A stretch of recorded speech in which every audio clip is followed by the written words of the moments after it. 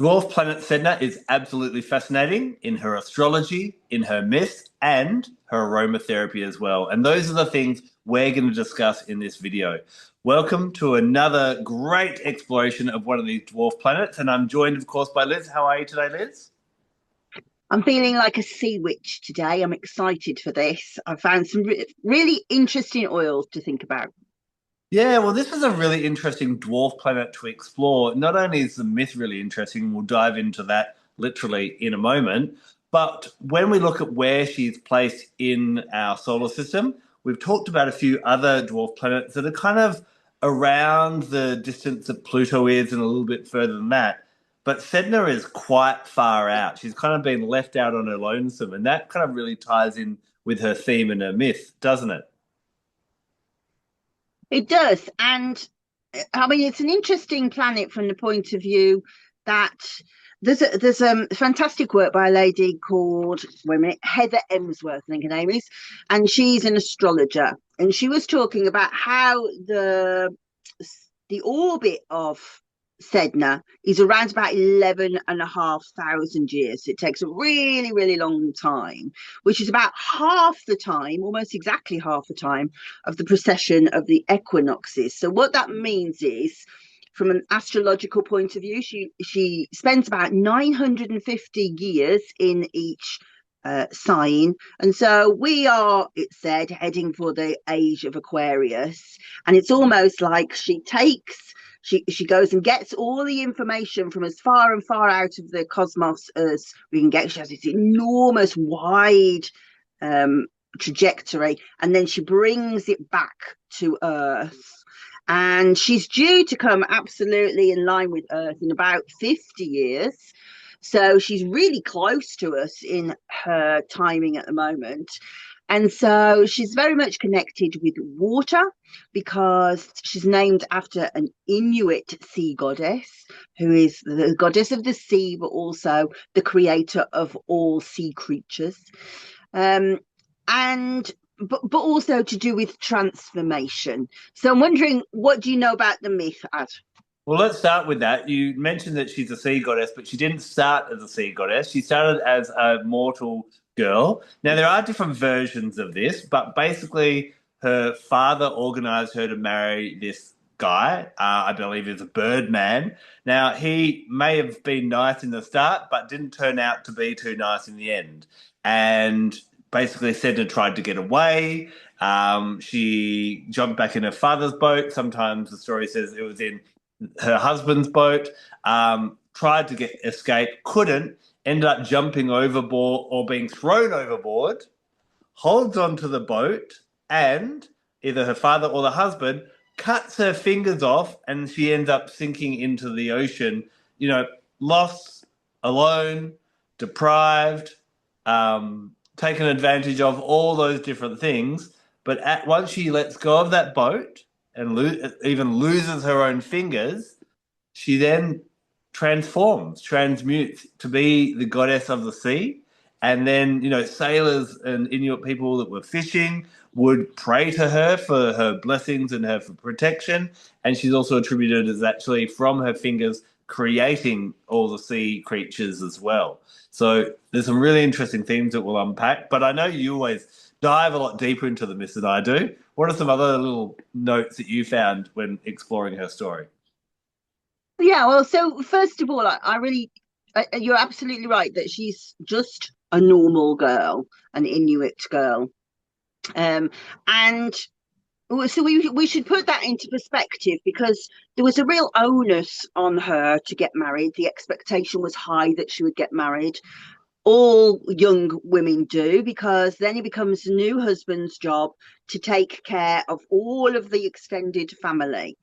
So the pressure was really on her to get married. And her father would bring her lots and lots of people, these men, and she'd always find something wrong with her. So I think the first thing to acknowledge is that she's very much an independent person who knows her own mind and that she stands her own ground and she's not pushed about. because if she was, she would have got married. This story would have not happened.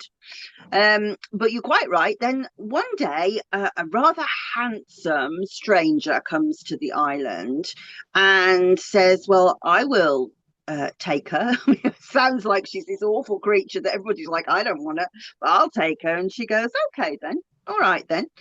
And she decides that she will go off with him. And yes, you're quite right. It turns out that over time, he is this king of the ravens, and he's like a shaman.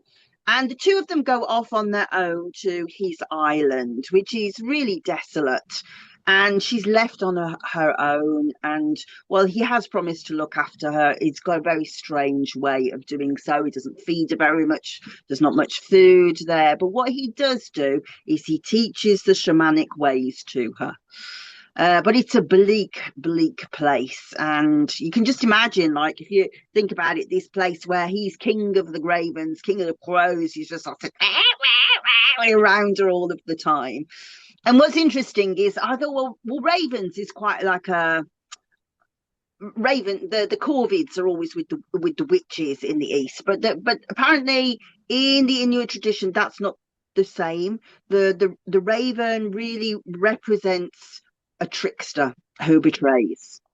So, but she has been taught all of these secrets. Now, then we find out that the dad comes to get her, and nobody really seems to know how does he know to come and get her? Have they kept in touch? Has she sent word? Does he just think, oh, I feel nervous about it?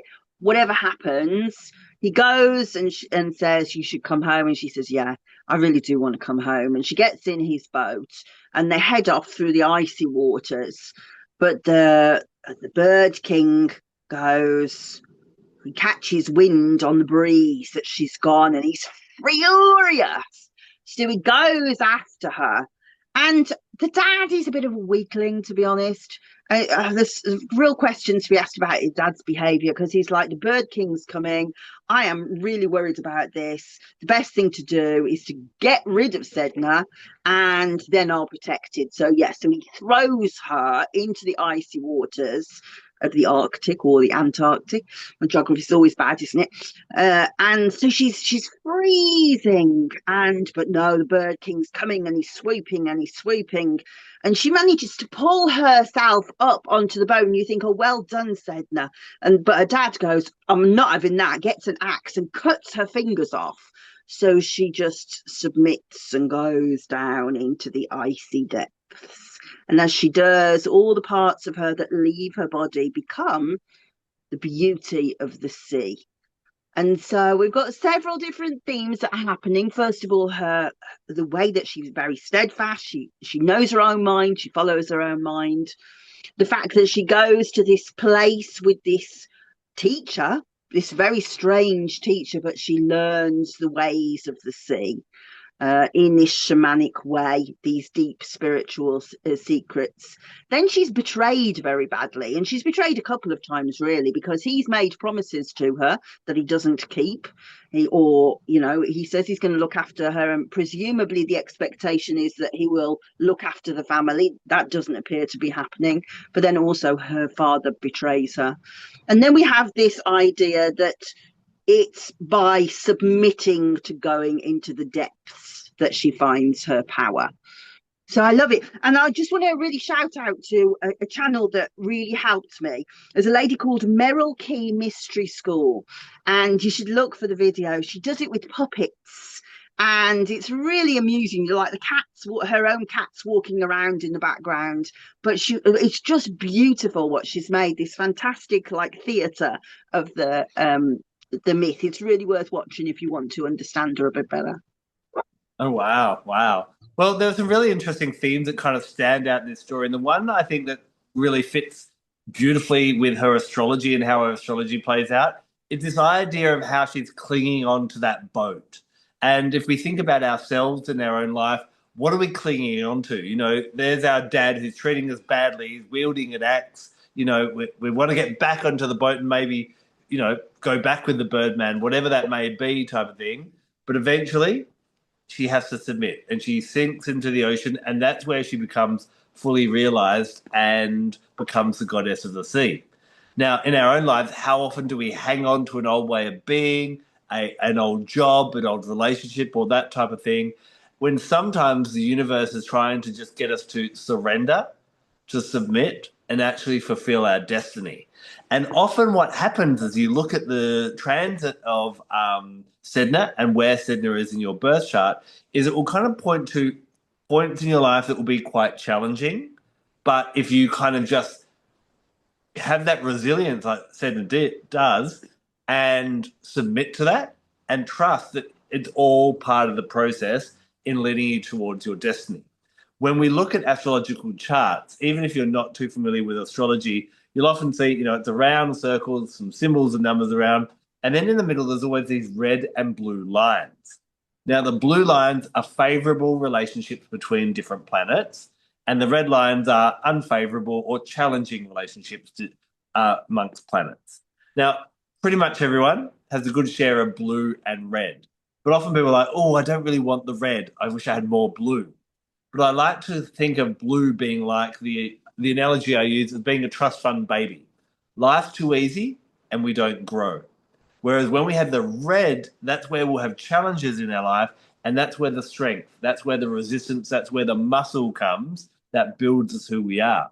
And Sedna can point to those points where we're hanging on to those tricky parts and not dancing with those challenges and seeing the lessons and the wisdom and the opportunity that they're actually presenting for you, enabling you to grow into a stronger person. And rather than falling into depths of despair and depression and, oh, woe is me and life's too hard and so on. Does that make sense? Yeah, it makes perfect sense. So I encourage everyone to look up Sedna in their birth chart and find out where she is. An essential oil I find really good for working with Sedna is one from Australia. It's called Australian Balm Mint Bush. Now, there's a great video that myself and Australian aromatherapist Debbie Adderby did talking about this oil. I know you've got lots of mint oils in your collection, Liz, but of all the mint oils that come from all different plants all around the world, I believe that Australian balm bushmint is the nicest smelling. It has this real, obviously a minty aroma, but quite refreshing. And when we work with this, it allows us to kind of up level our perspectives, so to say.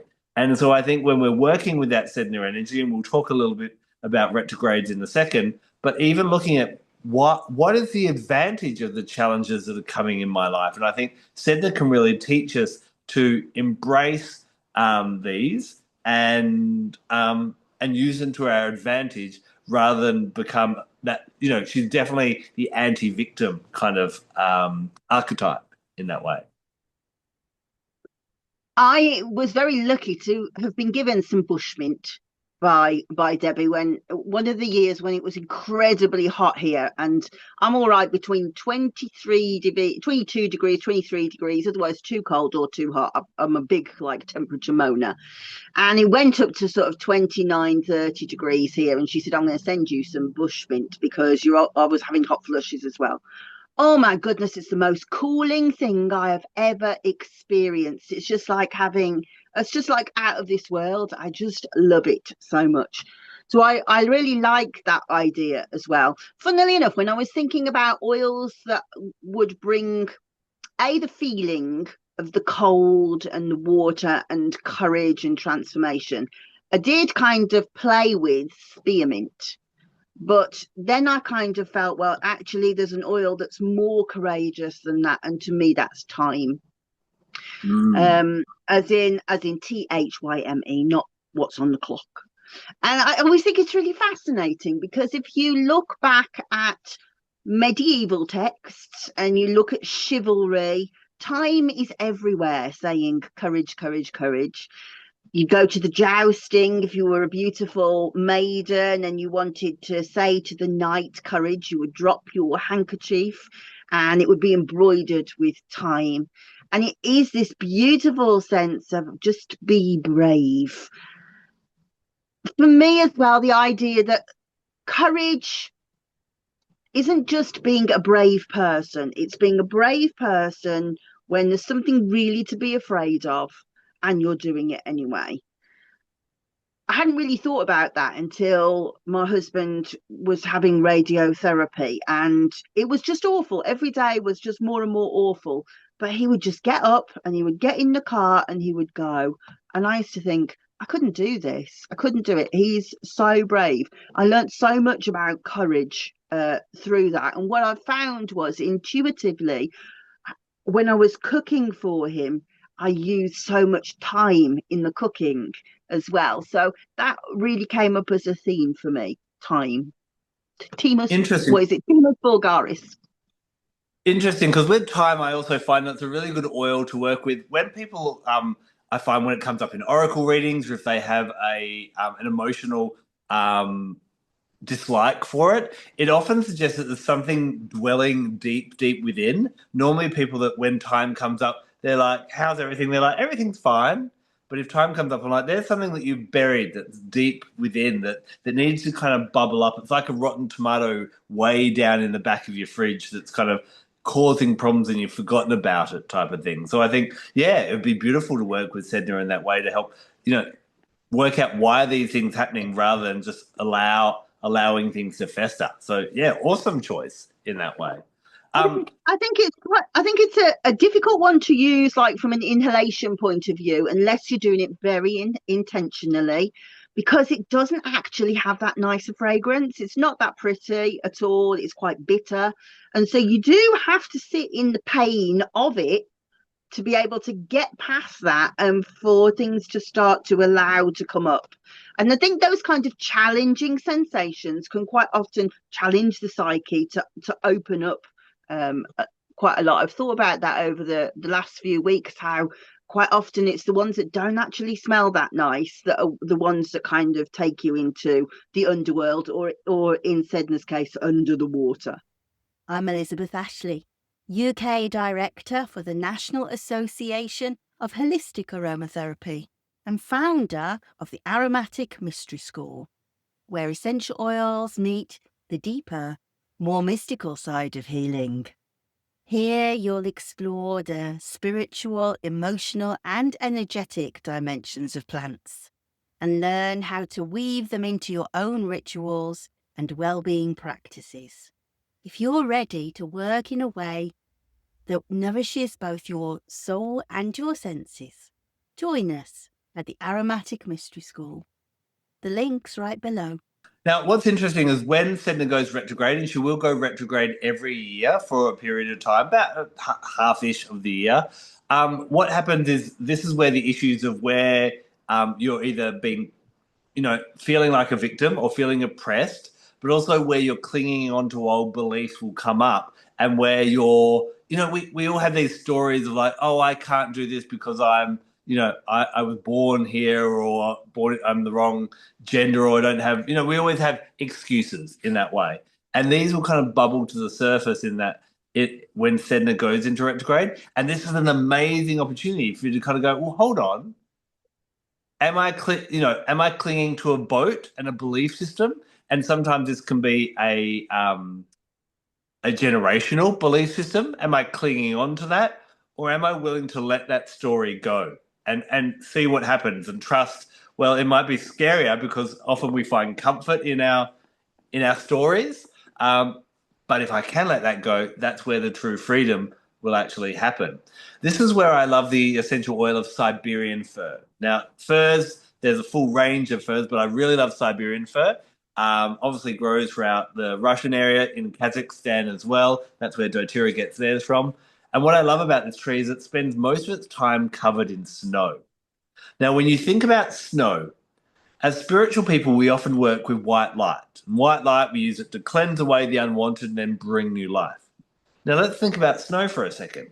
So, when the snow falls, it kind of kills off all the old and the weak. So, old animals, weak animals, they die. Plants that haven't got a good root system and a good survival strategy, they die off as well. And then we have this moment of silence in the snow and in the winter where everything's really quiet. And then, as the snow starts to melt, it brings water and it brings new fertility and new life. So, snow really is a physical form of white light. And because Siberian fir spends so much of its time covered in snow, I believe that Siberian fir embodies the power of snow and thus embodies the power of white light. It's an amazing essential oil. I love to use it in some really refreshing massage blends, helping us to get rid of tension of the body. But I think it's a really good one for us to work with, especially in those cold times, not necessarily just in our own in the season of winter, but when we're going through a personal winter, when we're having a tough, challenging time. Work with Siberian fir. It first of all gives you the might and the resilience to counteract that harshness, that pain, but also it allows us to almost take a big, deep breath in and allow that transformation, allow the snow to melt, allow those old beliefs to melt, let go of the boat, subside and sink into the ocean, do all those different types of things. So I think when Sedna goes retrograde, or whenever you find yourself kind of dealing with Sedna issues, this would be a really great oil to work with. Really interesting, because we didn't look at each other's oils at all this week, and one of the ones that I picked was balsam fir for almost the same reasons, but I didn't think about the snow aspect, and that is really, really beautiful. What I decided to go with was, you're talking about generational. I'd kind of gone to the generational expectations too, and I'd chosen what the North American people call grandmother cedar. So that is Thuja occidentalis, which is absolutely my favourite oil to work with at the moment. And they call it Nokomis gitsik. And grandmother cedar is part of their four with the sacred oils with tobacco, sweetgrass, and can't remember what the other one is now. Now I'm thinking about it, but anyway. And the cedar is all about support when you are on your own. And they work with the grandmother cedar for dream work, for learning how to contact the ancestors, how to contact the old ones. And so I was thinking how she was on that island. And in my head, there are no trees in the island, incidentally. There's only rocks and crows and ravens. But I really wanted to conjure the idea that there would be some kind of plants that could help her. And so if there was going to be plants that would help her, what would those be? So balsam fir, for the very similar reasons as you said, the grandmother cedar, so Thuja occidentalis, and also angelica root. So that's Angelica archangelica. So up in the frozen north, this is the plant that is used as shamanic protection for people, the Sami people. And they use it they make a little flute actually with the Angelica plant in its first year, because it's a biennial plant. In the first year, they cut it, and it's called a fadnu, because that's the name of the plant in its first year. And they make a flute to summon the spirit. So I thought, right, that would also be an oil that would be beautiful, I think, for protection, but also for summoning the spirit. So maybe that's how she spoke to her father. I do like that. I do like that. Now, my final oil that I chose was one that I haven't got much experience with, but it's called sea fennel. And it grows on rocky outcrops around the coast of the Mediterranean. So not quite where Sedna would reside, but definitely has a strong connection to the ocean. It's said to have a bit of a salty, a bit of an anise licorice aroma, and also a bit of a fresh, crisp aroma to it as well. And what I love about this is it's great it can be used for skin, it can be used for digestion, rubbing it on the belly, so it helps us digest life as well. But I think just for capturing that aroma of, the essence of Sedna's, her lands and the sea, there are other essential oils we can get from the ocean, like the seaweed absolute type of thing. But I found this one would be really nice to kind of just capture the essence of tuning into Sedna and understanding Sedna, and getting out your birth chart. She's not going to be, whereas we all have a moon sign and a Mercury sign and so on, because of that massive orbit, she's just going to be hanging in one or two signs for everyone that's on this earth right now. but we can look at the house, and that's where that suffering may, what aspect of life, whether it be career or whether it be your health or whether it be family, that's where that suffering is and where that learning is, and that transformation can actually occur. And I would work through that, explore that, and actually maybe bring in sea fennel in that way to help you digest and process those things, and see how what was originally seen as being a negative thing has actually become a blessing and an opportunity for growth and wisdom. I wrote down the Latin name, but I can't find where I've written it now. I shall write it into Critchumum Mariana or something, I believe I got it was. I got it. Yeah, I got it. Chrismum, Critmum, Maritimum, Marittum.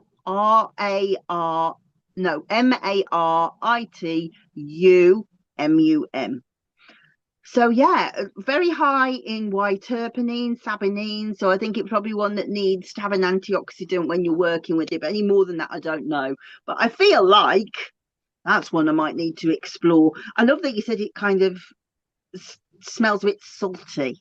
That feels really sea to me. And you mentioned seaweed absolute. I just want to tell people how good that is for restless legs and pains in your legs. I love seaweed absolute. Yeah. Oh wow! I don't think we did an episode on seaweed, have we? We might have to put that on our growing list of topics to do. We keep on getting through all these topics, and it's kind of like, I don't know, the magic pudding that you just keep eating and it keeps on replenishing itself. There's still more to talk. Magic orange pop. Do you want me to show you my blends that I did? Well, of course. So let's start. I wanted to start with the Descent of Sedna. We've gone green this week. Look, I'm beautiful. All thematic. Yeah, I'll put it back up again in a minute for people to screenshot if they want to and save for later. But I need to read off it. So this one is one that I have used myself when I was doing the Melissa work, and I went through the real dark night of soul initiation, and I just wanted to kind of run away and go, I don't want to do this anymore. And the oil that I think is key to this when you're going through like the shamanic initiation, because that's what this story is about, is galbanum or galbanum. So the reason why I'd come to that conclusion when it happened to me was through lockdown. I'd done some workshops with Kathy Skipper and Florian Birkmeyer.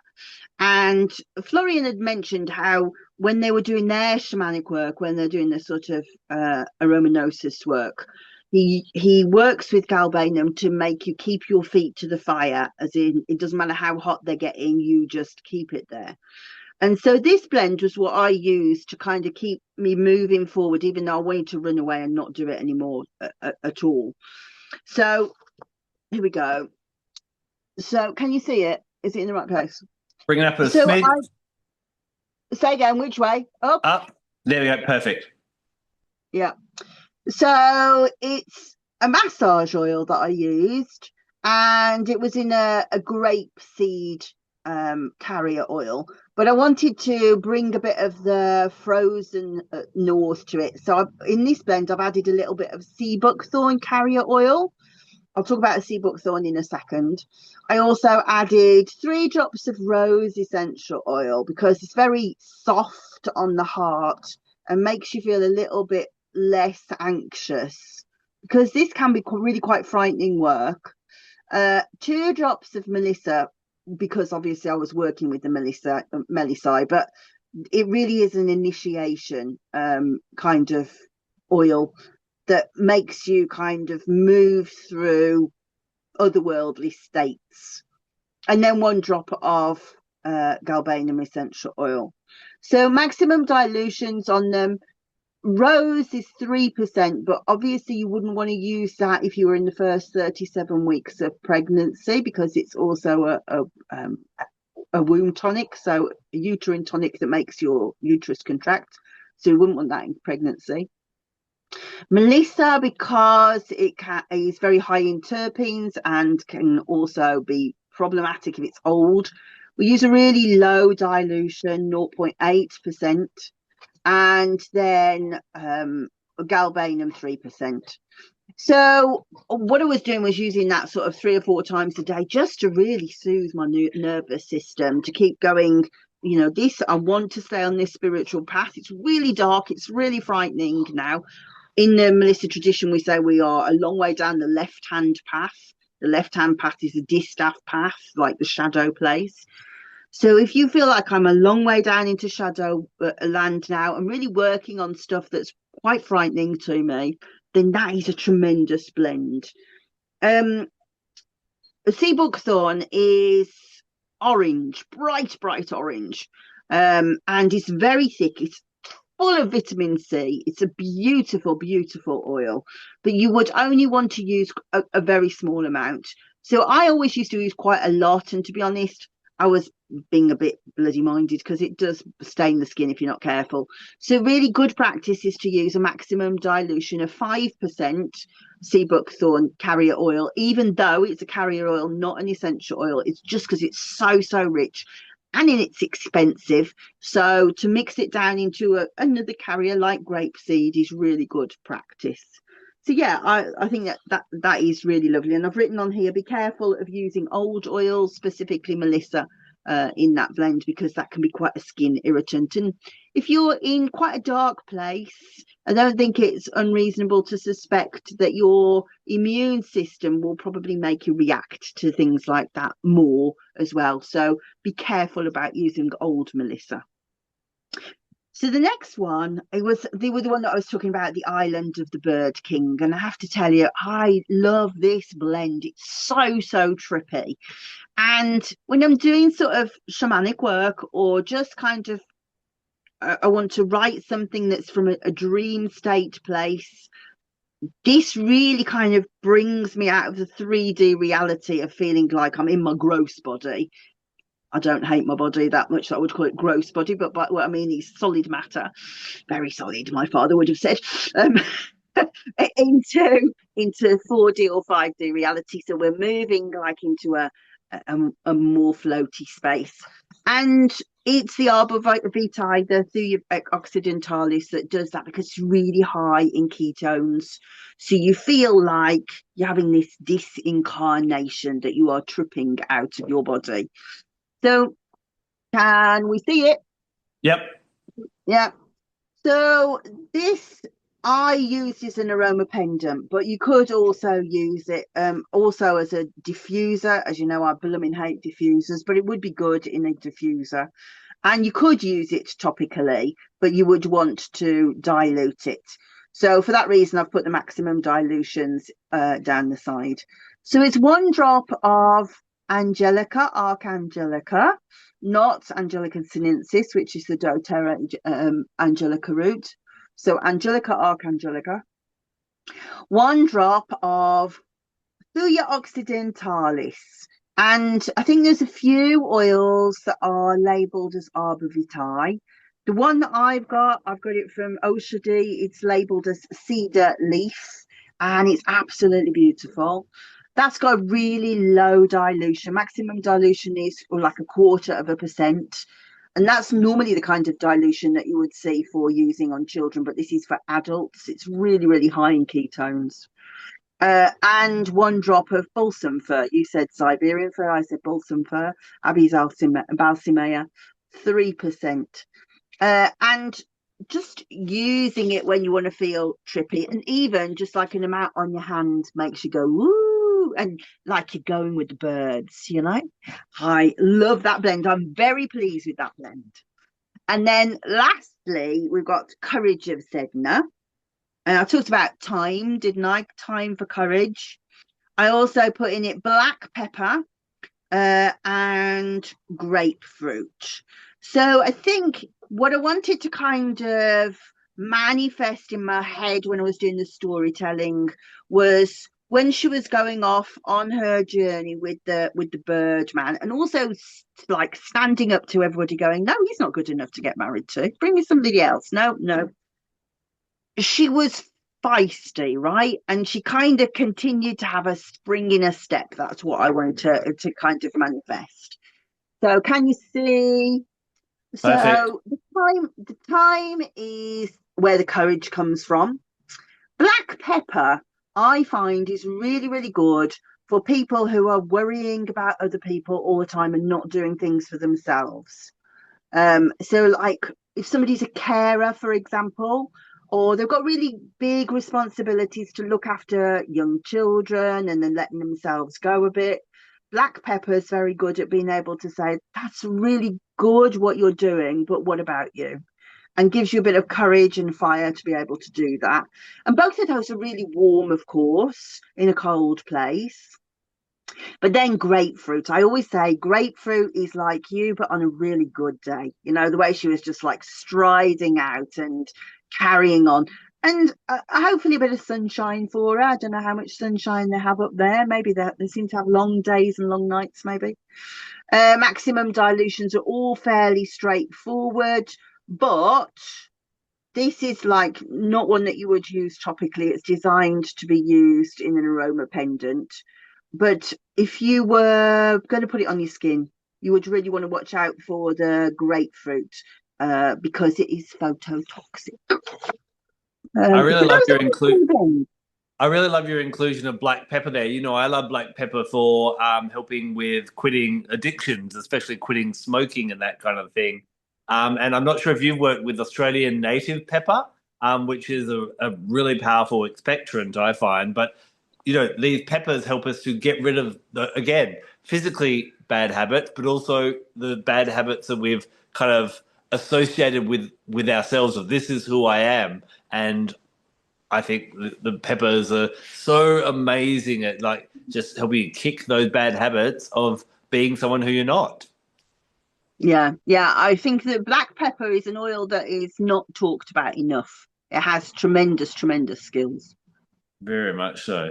So I think Sedna really does give us this opportunity to look at our lives in different ways, and whether it be when she goes retrograde or whether you've fallen upon this video right here and now and looking at where she is in your birth chart. And obviously, in each of our birth charts, we're going to have different transits and different angles and things where it's going to be poignant as well. I think she can really allow us to have a mindset shift from going from something that seems bad to maybe this is part of my destiny and part of my story. And we all want to have a colorful life. And no movie would be entertaining if there wasn't kind of conflict and challenge and drama in it some way. And Sedna really teaches us how to embrace this. The other thing, as I pointed out at the start as well, is that Sedna is far, far out in the extremities of our solar system, even away from all the other dwarf planets that we've been talking about, and many other that you'll find listed as well.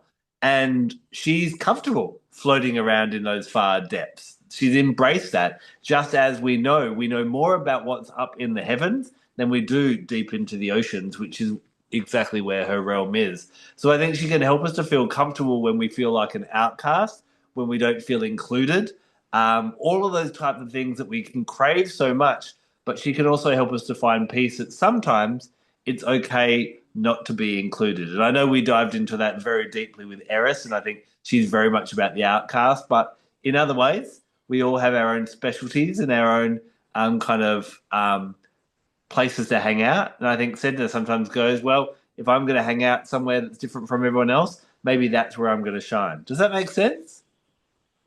It does. And the thing that I keeps coming up for me when I'm thinking about it is how odd how many of these dwarf planets are to do with water. Yes.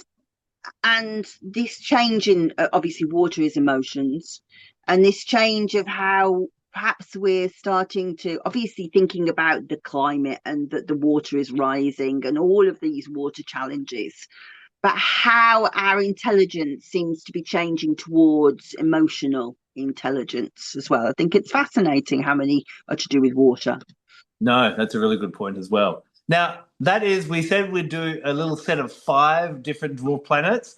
Of course, we love feedback and we'd love to know, did you enjoy this or did you not? We're going to come up with some amazing episodes in the coming weeks as well. We're going to dive into some other aspects of essential oils and spirituality. Now, if you have any requests, reach out to us or pop a comment down below underneath one of our videos. And remember that while you're hanging out below our video, if you haven't liked and subscribed, well, I'm going to throw you off a boat and cut your fingers off. Until next week, take care and blessed be. Bye. Whoa. One more thing before you go. Hopefully, you got a little bit more excited about essential oils in this episode, and you may be running off to go buy some more. Now, before you do that, I want to talk to you about quality of essential oils. Did you know that around the world there is no regulation or governance about the labeling of essential oils? Anyone can call an essential oil pure, natural, organic, and it doesn't have to be. In fact, 75% of what's sold as lavender around the world is not even from the lavender plant.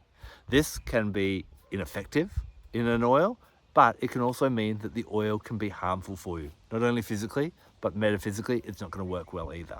So I went on a journey to find the best essential oils that I can trust, and I found doTERRA to be absolutely amazing. Not only do they test all their essential oils, but they have an independent third party test them at the end of their journey to make sure only in the bottle is what nature intended. However, if you want to get doTERRA essential oils, don't just jump on their website. Reach out to me and I'll give you a discount code so that you can get them at a cheaper price. But I don't just want you getting essential oils. I want you to learn how to use them each and every day for the body, mind, heart, and for the spirit as well. So when you become one of my customers, you get free access to a lifetime discount code. We have online portals where you can learn more, and we have giveaways and freebies and all different things like that. So I'd love you to join my wellness community. Simply click on the links below and let's get started with you using real essential oils as nature intended.